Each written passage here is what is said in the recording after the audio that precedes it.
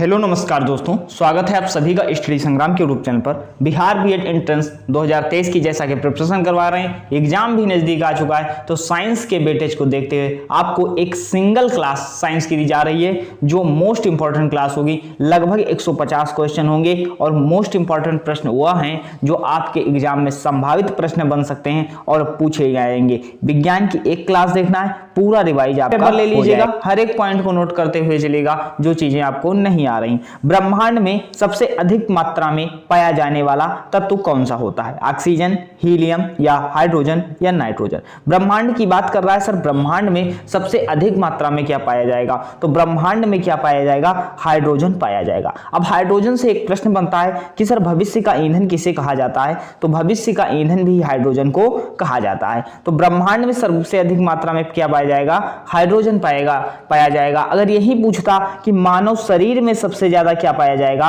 तो मानव शरीर की अगर बात करता तब क्या हो जाता? आपका ऑक्सीजन हो जाता।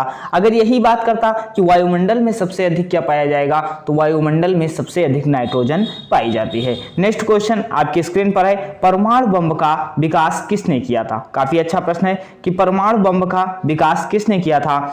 सैमुअल कोहेन ने, वर्नर वान ब्राउन ने, जे रॉबर्ट ओपेनहीमर ने या एडवर्ड टेलर ने? बताइएगा परमाणु बम का आविष्कार किसने किया था? तो जे रॉबर्ट ओपेनहीमर ने किया था। अब पूछा जाता है परमाणु जो बम होता है इसके विस्फोटक में कौन सी क्रिया घटित होती है? नाभिकीय विखंडन या नाभिकीय संलयन? तो लिख लो, परमाणु जो होता है, परमाणु बम होता है, इसके विस्फोटक में नाभिकीय विखंडन होता है। अगर पूछे सूर्य की ऊर्जा का स्रोत, तो नाभिकीय संलयन हो जाता है, यहां पर नाभिकीय विखंडन होता है। नेक्स्ट क्वेश्चन देखो, निम्नलिखित में से वह वैज्ञानिक कौन है जिन्होंने पहली बार रुधिर परिसंचरण तंत्र या रक्त परिसंचरण तंत्र की व्याख्या की थी? विलियम हार्वे, एंटोनी ल्यूवेनहॉक या ग्रेगर मेंडल या रोनाल्ड रास? बताइएगा कौन सा उत्तर आपका बिल्कुल करेक्ट होगा। रक्त परिसंचरण तंत्र की बात की जा रही है। अब सबसे पहले रक्त के बारे में कुछ चीजें जान लेते हैं। सर रक्त का पीएच मान क्या होता है? सर 7.4 होता है। अगर रक्त की बात करते हैं तो सर रक्त क्या होता है? तरल संयोजी ऊतक होता है। अब पूछा गया है कि रुधिर परिसंचरण तंत्र की खोज किसने की थी? तो विलियम हार्वे ने की थी। ऑप्शन नंबर ए आपका बिल्कुल करेक्ट हो जाता है। अगर पूछा जाए ग्रेगर जॉन मेंडल क्या होते हैं? सर आनुवंशिकता के जनक हो जाते हैं। नेक्स्ट क्वेश्चन देखिएगा, आपकी स्क्रीन पर है, पौधों में जल परिवहन किसके माध्यम से होता है? पहली बार चैनल विजिट किए हैं, सब्सक्राइब कर लीजिएगा और जाकर के प्लेलिस्ट में आप जितनी क्लासें अपलोड हैं देख लीजिए, वहां से क्वेश्चन आपको एग्जाम में ट्रेंड करने को मिलेंगे। अब पौधों में जल का परिवहन किसके माध्यम से होगा? तो जाइलम के द्वारा होता है। अगर यही पूछे खनिज का होगा, खनिज का जो है भोजन का जो परिवहन होगा वह किसके द्वारा होगा? तो फ्लोएम के द्वारा होता है। और जल का परिवहन पूछे तो जाइलम के द्वारा हो जाता है। नेक्स्ट क्वेश्चन देखिएगा, आपकी स्क्रीन पर है, रेडियम की खोज किसने की थी? रेडियम की खोज किसने की थी? मैडम क्यूरी ने। चार्ल्स डार्विन ने क्या दिया था? विकास का सिद्धांत दिया था। अलेक्जेंडर फ्लेमिंग ने पेनिसिलिन की खोज की थी। अल्फ्रेड नोबल ने डायनामाइट का आविष्कार किया था। ये चारों चीजें नोट कर लीजिएगा, इंपॉर्टेंट हैं। वहां पर स्लाइड लगाई थी, स्लाइड अब आई है। तो मैडम क्यूरी ने रेडियम की खोज की थी, चार्ल्स डार्विन ने विकास का सिद्धांत दिया था, अलेक्जेंडर फ्लेमिंग ने पेनिसिलिन की खोज की थी और अल्फ्रेड नोबल ने डायनामाइट का आविष्कार किया था। नेक्स्ट क्वेश्चन देखिएगा, 18 कैरेट स्वर्ण में शुद्ध स्वर्ण का अनुपात कितना होगा? अब शुद्ध स्वर्ण की बात कर सकते हैं, शुद्ध स्वर्ण कितने कैरेट का होता है? सर 24 कैरेट का होता है। कितने कैरेट का होता है? 24 कैरेट का होता है। अब बात करते हैं सर 18 कैरेट कितना हो जाएगा? तो 18 कैरेट निकाल लो, अगर इसी तरह कुछ भी क्वेश्चन दे दे तो 18 होगा। सर 18 24 पे होगा, इंटू 100 कर लेते हैं। और जब आप इंटू 100 करोगे तो कितना आ जाएगा? सर 4 का 6 बार जाएगा, 4 25 हो जाएगा। सर 6 त्रिक 18 हो जाएगा, कितना आ जाएगा? 75%। तो लगभग 18 कैरेट जो स्वर्ण में शुद्ध स्वर्ण का अनुपात कितना होगा? तो 75% होगा। और पूछे शुद्ध कैरेट, शुद्ध सोना कितने कैरेट का होता है? तो 24 कैरेट का होता है। नेक्स्ट क्वेश्चन देखिएगा आपकी स्क्रीन। जैसे मान लो सबसे पहले आवृत्ति को हम चुनते हैं। आवृत्ति का मात्रक सर क्या होता है? आवृत्ति का हर्ट्ज होता है। तो आवृत्ति का हर्ट्ज होगा तो क्या होगा? डी का फर्स्ट होगा। तो डी का फर्स्ट सर किसमें है? सर इसमें भी नहीं है, इसमें भी नहीं है। अब डी का फर्स्ट किसमें है? बी और डी में है। तो देख लो सर आवृत्ति का अगर हर्टज होता है तो बात करते हैं जो विभव या विभवांतर का होता है, विभव विभवांतर का क्या हो जाता है सर, वोल्ट हो जाता है। तो सी का जो होता है आपका 4 होता है। तो सी का 4 सर किस में आ रहा है, ऑप्शन नंबर बी में आ रहा है। तो जो लोग ऑप्शन नंबर बी दे रहे हैं वो बिल्कुल सही हो जाएंगे। अब यहां से मात्रक किसका किसका हो जाएगा सर, देख लो ए का जो है 2 हो रहा है सर, ए का 2 क्या हो रहा है, विद्युत धारिता का फैराड हो जाएगा। तो विद्युत धारिता का फैराड हो जाएगा।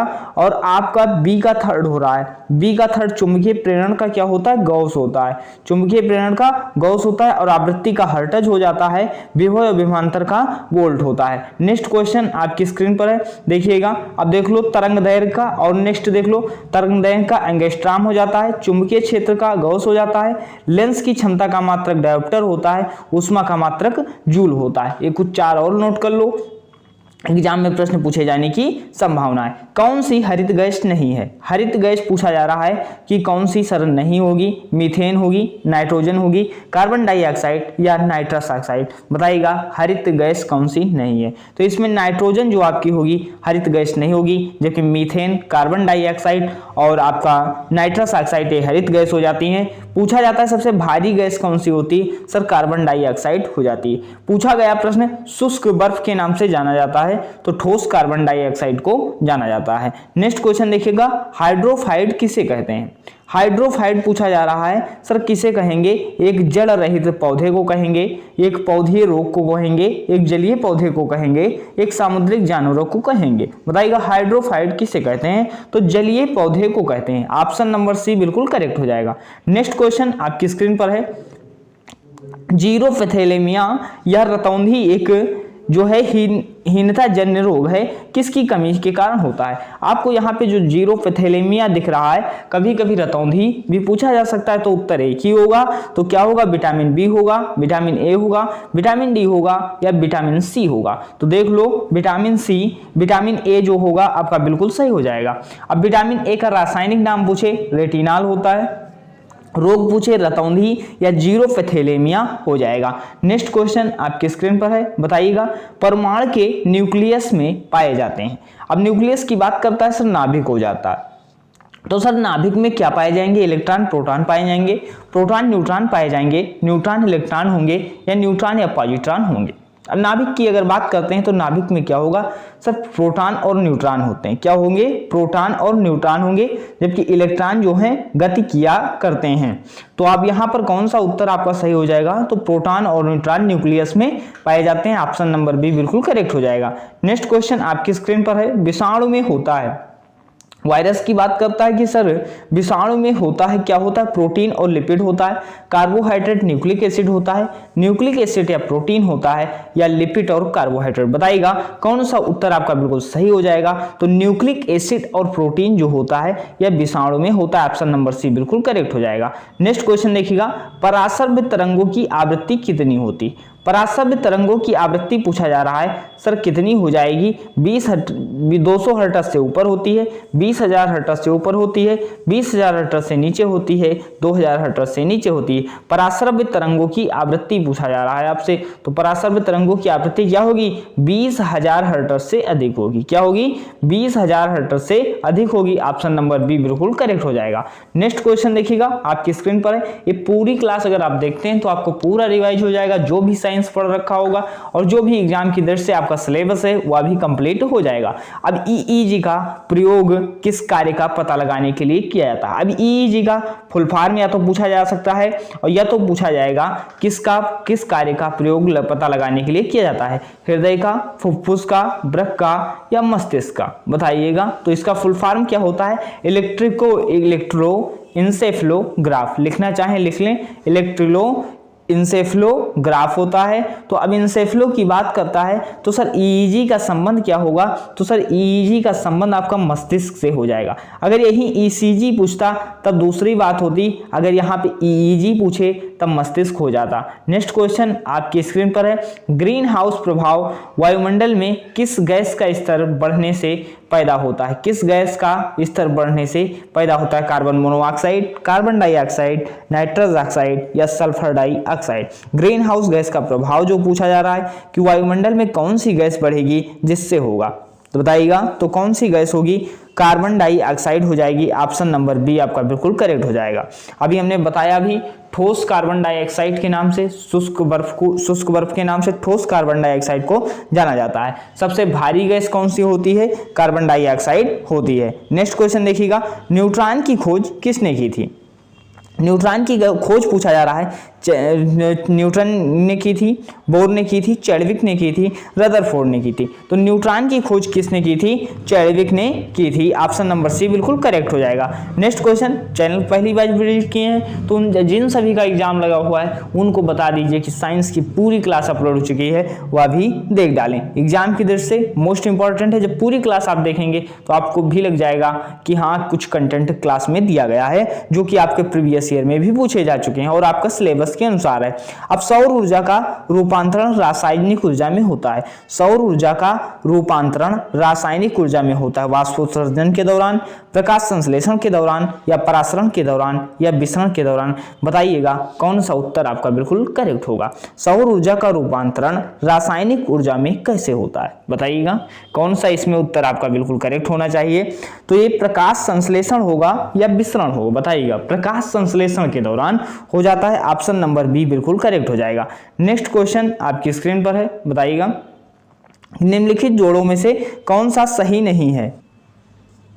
अब इसमें जो है एस का नाम बताना है कि कौन सा एस का कौन सा नाम होगा। अब निम्नलिखित जोड़ों में कौन सा मेल सही नहीं है, हेमेटाइट किसका एस होगा, बॉक्साइट किसका एस होगा, या मोनोजाइट या पिच ब्लेड। तो देख लो सर हेमेटाइट किसका एस होता है, हेमेटाइट तांबा का गया एस का नहीं होता सर, किसका हो जाता है, लोहा का हो जाता है। तो यही आपका सही नहीं होगा। जबकि बॉक्साइट जो होता है एल्युमिनियम का होता है, पिच ब्लेड यूरेनियम का होता है, मोनोजाइट थोरियम हो जाता है। तो ऑप्शन नंबर ए बिल्कुल आपका सही नहीं होगा। नेक्स्ट क्वेश्चन देखिएगा, कौन सा विटामिन B12 प्रचुर मात्रा में पाया जाता है। विटामिन B12 पूछा जा रहा है किस विटामिन जो है किसमें प्रचुर मात्रा में पाया जाता है। अब विटामिन B12 से एक प्रश्न पूछा गया आपके एग्जाम में, कोबाल्ट धातु किस विटामिन में पाई जाती है। कोबाल्ट धातु किस विटामिन में पाई जाती है, तो विटामिन B12 में पाई जाती है। विटामिन B12 का रासायनिक नाम पूछे तो साइनोकोबालामिन हो जाता है। अब पूछा गया किसमें प्रचुर मात्रा में पाई जाती है, सर प्रचुर मात्रा दूध हो जाता है। ऑप्शन नंबर सी बिल्कुल करेक्ट हो जाता है।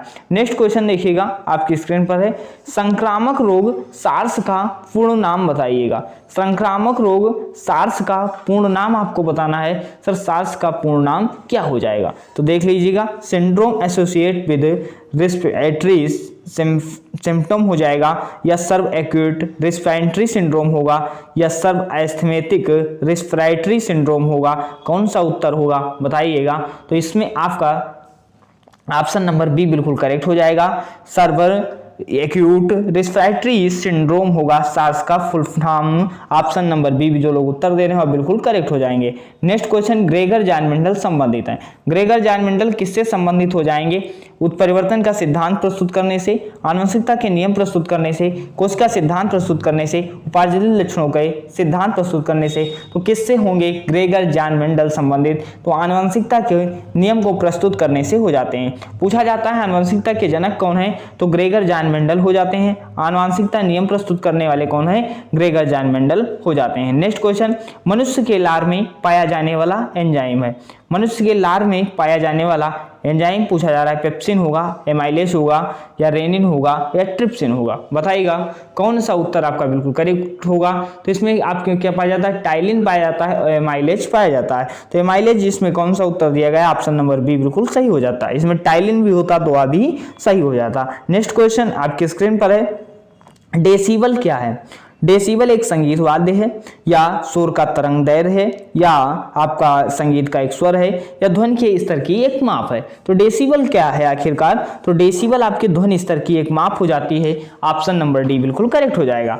नेक्स्ट क्वेश्चन देखिएगा आपकी स्क्रीन पर है, 1 नैनोमीटर बराबर होगा, 1 नैनोमीटर बराबर होगा 10 की पावर 9 मिलीमीटर के, या 10 की पावर -9 मिलीमीटर के, या आपके 10 की पावर -9 मीटर के, या 10 की पावर -7 सेंटीमीटर के। तो कौन सा होगा 1 नैनोमीटर बराबर सर किसके होगा, 10.9 मीटर के होगा। ऑप्शन नंबर सी बिल्कुल करेक्ट हो जाएगा।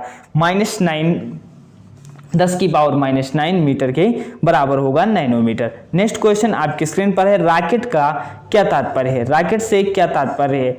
अब जैसे रॉकेट से या आपसे पूछे जो बंदूक की गोली होती है जब जो है तो वो भी भार बराबर देती है, तो यहाँ से तृतीय नियम का हो जाएगा, न्यूटन का तृतीय नियम से हो जाएगा।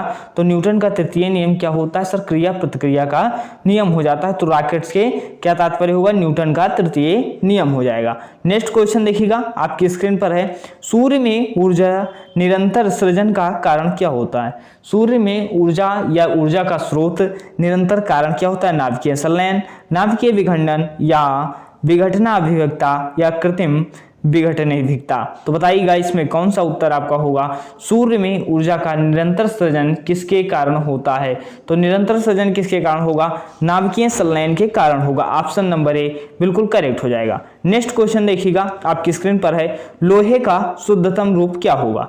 स्टील होगा, ढलवा लोहा होगा, कच्चा लोहा होगा या पिटवा लोहा होगा? लोहे का शुद्धतम रूप पूछा जा रहा है, तो क्या होगा? पिटवा लोहा। ऑप्शन नंबर डी बिल्कुल करेक्ट हो जाएगा। नेक्स्ट क्वेश्चन देखिएगा, अब इसमें आपको मैच करवाना है कि आखिर कौन सा मैच आपका होगा। जिप्सम, चूना, नीला थोथा, धोने का सोडा। एक तरफ नाम दिया गया है, एक तरफ रासायनिक नाम दिया गया है। अब जिप्सम को क्या कहा जाता है, या चूना को क्या कहा जाएगा, या नीला थोथा को क्या कहा जाएगा? तो इन सब को आपको बताना होगा कि कौन सा होगा। अब जैसे इसमें सबसे सरल ढूंढो सर क्या होगा। सर धोने का सोडा या धावन सोडा की बात अगर करते हैं तो धावन सोडा को सर क्या कहा जाता है? सोडियम कार्बोनेट कहा जाता है। सर क्या कहा जाता है? सोडियम कार्बोनेट कहा जाता है। अब धावन सोडा सर डी का 2 होना चाहिए, तो सर डी का 2 किसमें भी नहीं है, इसमें भी नहीं है, इसमें भी नहीं है। तो ऑप्शन नंबर 1 आपका बिल्कुल सही हो जाएगा।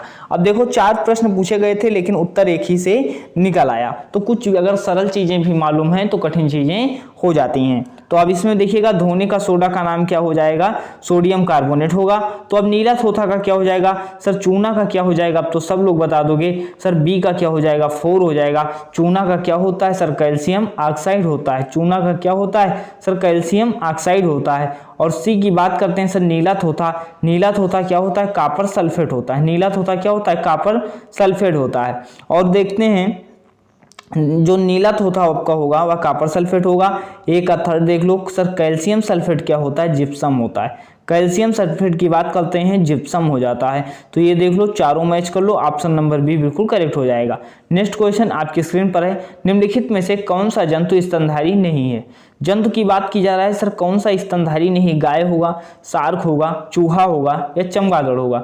तो इसमें जो शार्क बताया जा रहा है या शार्क जो आपका होगा या स्तनधारी नहीं होगा, जबकि गाय, चूहा, चमगादड़ ये सभी आपके क्या हो जाते हैं? स्तनधारी हो जाते हैं। नेक्स्ट क्वेश्चन देखिएगा, अभी वहां पे क्या पढ़े थे हम लोग विटामिन के बारे में। ये क्वेश्चन देखिएगा यहाँ पे क्या है कि निम्नलिखित में से किस विटामिन की कमी के कारण मसूड़ों में रक्त आता है और दांत हिलने लगते हैं? कौन सी कमी के कारण होता है? विटामिन ए, विटामिन बी या विटामिन सी या विटामिन डी? तो विटामिन सी आपको पता है, विटामिन सी की कमी से होता सर क्या है? स्कर्वी रोग होता है। क्या होता है? स्कर्वी रोग होता है। और बात करते हैं कि रासायनिक नाम की, तो एस्कॉर्बिक एसिड हो जाता है। तो अब एस्कॉर्बिक एसिड ऐसे याद कर सकते हैं विटामिन सी से।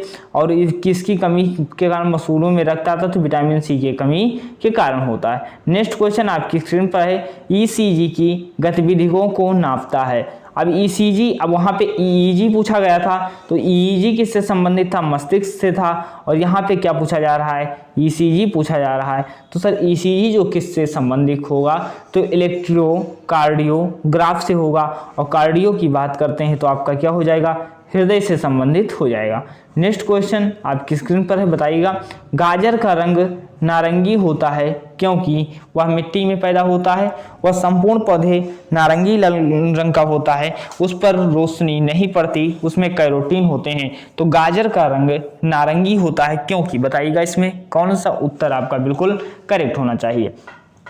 किसके कारण होता है? तो सर उसमें कैरोटीन पाया जाता है।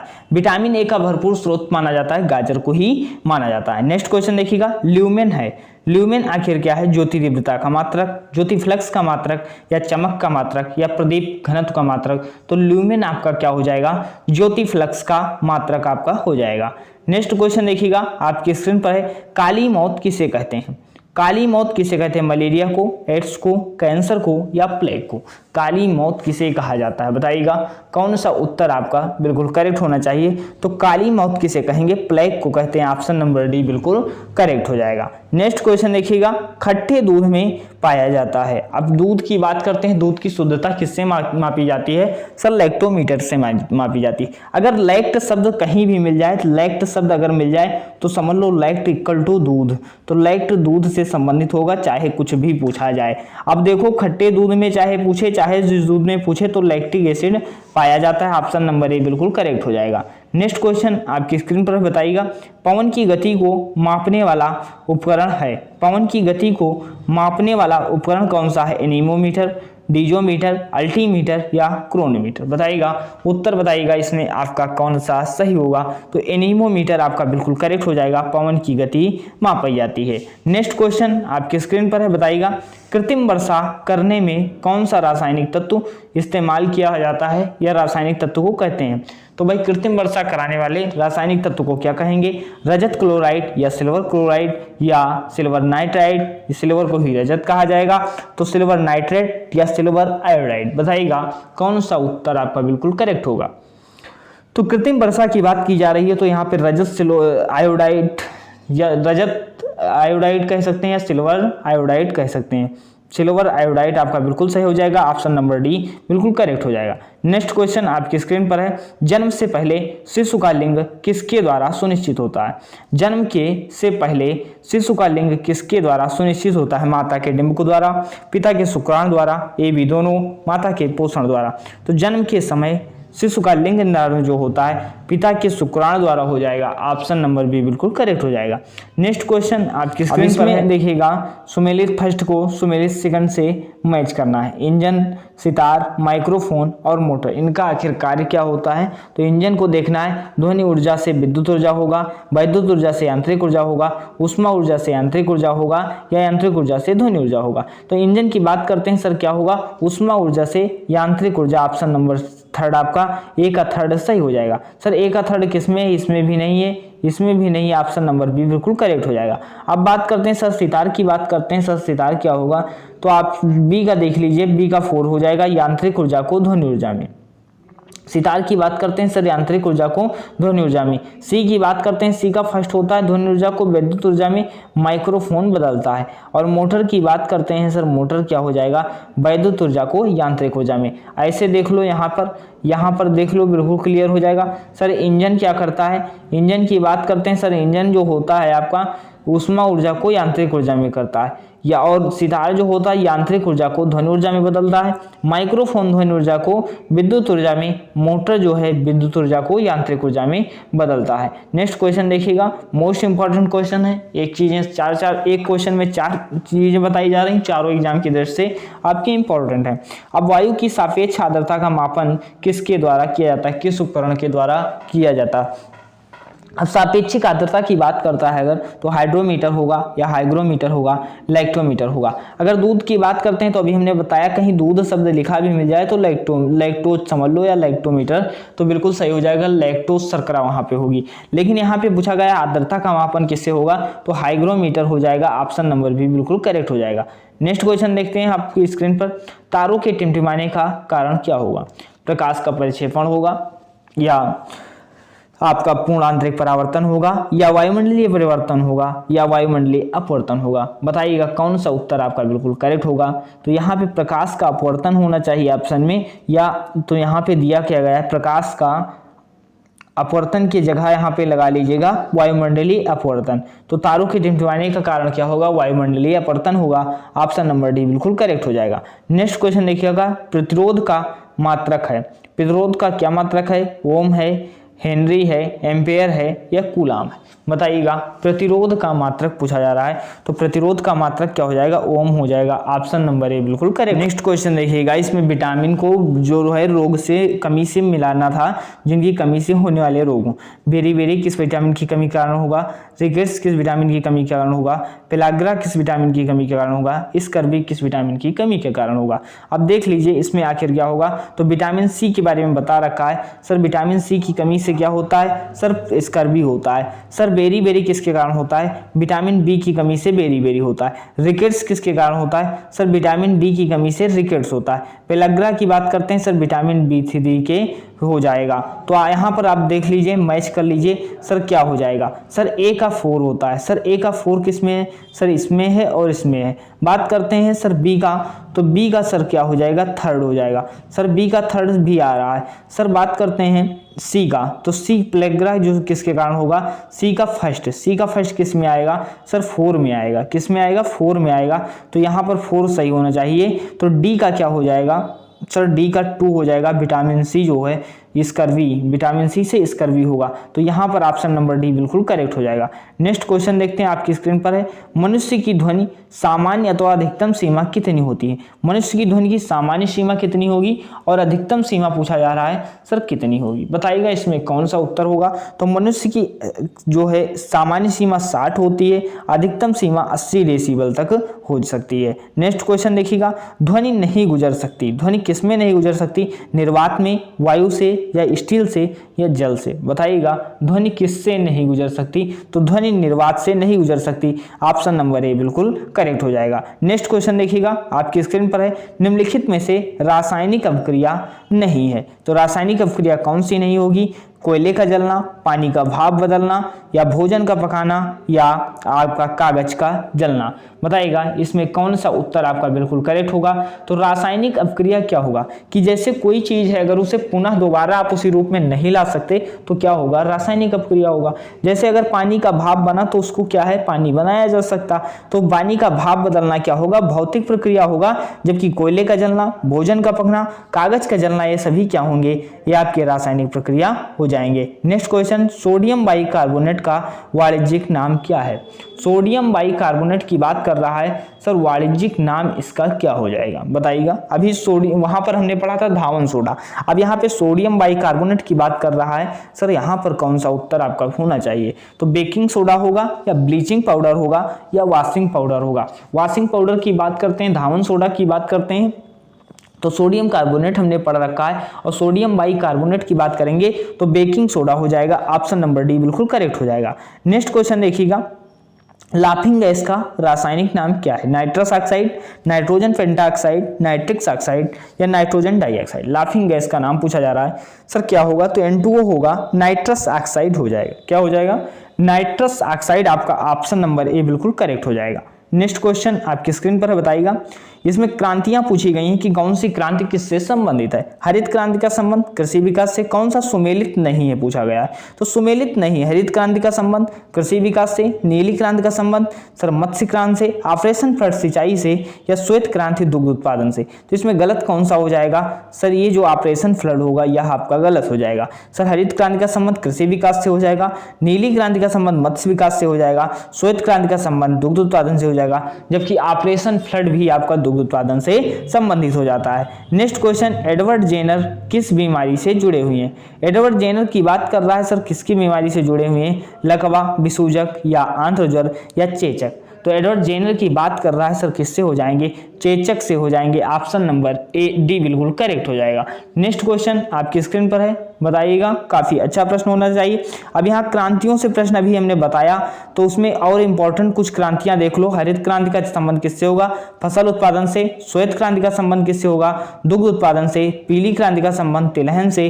भूरी क्रांति का संबंध उर्वरक उत्पादन से। नीली क्रांति का संबंध मत्स्य उत्पादन से होगा। अब यहाँ से एक प्रश्न पूछा जाता है कि श्वेत क्रांति के जनक कौन माने जाते हैं। सर श्वेत क्रांति के जनक डॉक्टर वर्गीस कुरियन माने जाते हैं। अगर पूछे हरित क्रांति के जनक भारत में, तो MS स्वामीनाथन हो जाते हैं। नेक्स्ट क्वेश्चन आपकी स्क्रीन पर है, बताइएगा कौन सा अम्ल के कारण क्या किसमें पाया जाता है। अब सर इमली में कौन सा अम्ल पाया जाएगा, चींटियों में कौन सा अम्ल होगा, नींबू में कौन सा अम्ल होगा। अब चींटियों में आपको पता होना चाहिए कि फार्मिक अम्ल होता है। सर क्या होता है, फार्मिक अम्ल होता है। सी का 2 किस में आ रहा है सर, सी का 2 किस में आ रहा है सर, ऑप्शन नंबर ए में आ रहा है। सर सी का 2 बात करते हैं तो किस में आ रहा है, ऑप्शन नंबर ए में आ रहा है। सर साइट्रिक अम्ल किस में पाया जाएगा, नींबू में पाया जाएगा।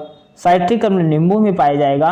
और आपका फार्मिक अम्ल चींटियों में पाया जाता है, तो टार्टरिक अम्ल किस में होगा, इमली में होगा। ऑप्शन नंबर ए बिल्कुल करेक्ट हो जाएगा।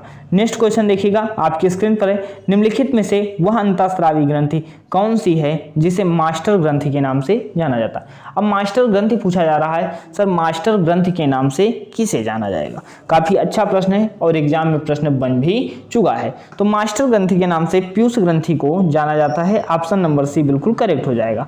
नेक्स्ट क्वेश्चन आपकी स्क्रीन पर है, सूखी बर्फ क्या है। सूखी बर्फ पूछा जा रहा है, क्या है, बिना पानी ठोस का बर्फ या ग्लेशियल एसिटिक एसिड, ठोस कार्बन डाइऑक्साइड, बेंजोइक एसिड। सूखी बर्फ की बात की जा रही है तो ठोस सूखी बर्फ क्या हो जाएगी, ठोस carbon dioxide. Option number C बिल्कुल करेक्ट हो जाएगा। नेक्स्ट क्वेश्चन देखिएगा आपकी स्क्रीन पर, भोपाल गैस त्रासदी किस गैस के कारण हुई थी। भोपाल गैस त्रासदी की बात करते हैं सर, किस सन में हुई थी, 1984 में हुई थी। अब किस गैस के कारण हुई थी, तो मिथाइल आइसोसाइनेट के कारण हुई थी। Methyl isocyanate option number C बिल्कुल करेक्ट हो जाएगा। नेक्स्ट क्वेश्चन आपकी स्क्रीन पर, रसोई गैस में एक मिश्रण है, जो रसोई में आप सिलेंडर होता है वह किसका मिश्रण हो जाता है सर, ब्यूटेन प्रोपेन का, कार्बन मोनोऑक्साइड कार्बन डाइऑक्साइड का, मीथेन और एथिलीन का, या कार्बन डाइऑक्साइड और ऑक्सीजन का। तो रसोई गैस पूछा जा रहा है तो ब्यूटेन और प्रोपेन का हो जाएगा। क्या हो जाएगा, ब्यूटेन और प्रोपेन का मिश्रण हो जाएगा। ऑप्शन नंबर ए बिल्कुल करेक्ट हो जाएगा। नेक्स्ट क्वेश्चन देखिएगा आपकी स्क्रीन पर है, हाइड्रोक्लोरिक प्रेस में किसका उपयोग किया जाता है। हाइड्रोक्लोरिक प्रेस में किसका उपयोग आपका किया जाता है, ये पूछा जा रहा है। तो किसका होगा सर, बायल का नियम का होगा, पास्कल के नियम का होगा, बर्नौली के नियम का होगा, या आपका आर्किमिडीज के सिद्धांत का होगा। तो पास्कल के नियम का होगा। ऑप्शन नंबर बी बिल्कुल करेक्ट हो जाएगा। नेक्स्ट क्वेश्चन देखिएगा आपकी स्क्रीन पर है, लाल रक्त कोशिकाओं या आरबीसी का निर्माण शरीर में किस भाग में होता है, हृदय में, अस्थिमज्जा में, गुर्दा में, या यकृत में। काफी अच्छा प्रश्न हो जाता है सर, किस कहां पर होगा, अस्थिमज्जा में होगा। ऑप्शन नंबर बी बिल्कुल करेक्ट हो जाएगा। नेक्स्ट क्वेश्चन देखिएगा, खट्टे फलों में होता है सर, खट्टे फलों में क्या होगा। अभी हम लैक्टिक अम्ल बताए तो दूध से संबंधित कर लो सर, ऑक्जेलिक अम्ल, साइट्रिक अम्ल या एसिटिक अम्ल। सर खट्टे फलों में आपका क्या होगा, तो साइट्रिक अम्ल पाया जाता है। सर खट्टे फलों में क्या होगा, साइट्रिक अम्ल पाया जाता है। नेक्स्ट क्वेश्चन देखिएगा आपके, लाइकेन सबसे अच्छा सूचक है सर, किसका हो जाएगा, ध्वनि प्रदूषक का, जल प्रदूषक का, वायु प्रदूषक का, या मृदा प्रदूषक का। लाइकेन की बात कर रहा है सर, क्या हो जाएगा, वायु प्रदूषण का सूचक हो जाएगा। नेक्स्ट क्वेश्चन आपकी स्क्रीन पर है, बताइएगा, वृक्ष की आयु वर्षों में निर्धारित की जाती है। ये सभी फास्ट मोड में इसलिए क्वेश्चन करवा रहे हैं क्योंकि एग्जाम में प्रश्न बन चुके हैं। तो वृक्ष की आयु वर्षों में निर्धारित की जाती है इसकी जड़ों के द्वारा, इसके भार के द्वारा, इसकी ऊंचाई के द्वारा, वार्षिक वलयों की संख्या के आधार पर। तो वृक्ष की आयु जो होती है वार्षिक वलयों की संख्या के आधार पर ज्ञात की जाती है। नेक्स्ट क्वेश्चन देखिएगा आपकी स्क्रीन पर है, बॉक्साइट अयस्क है। बॉक्साइट अयस्क संबंधित है सोने से, लोहे से, एल्युमिनियम से, या तांबे से। तो बॉक्साइट अयस्क पूछा जा रहा है सर, किससे संबंधित हो जाएगा, एल्युमिनियम से संबंधित हो जाएगा। नेक्स्ट क्वेश्चन देखिएगा आपकी स्क्रीन पर है, बॉक्साइट अयस्क बता ही चुके, एल्युमिनियम का अयस्क हो जाता है।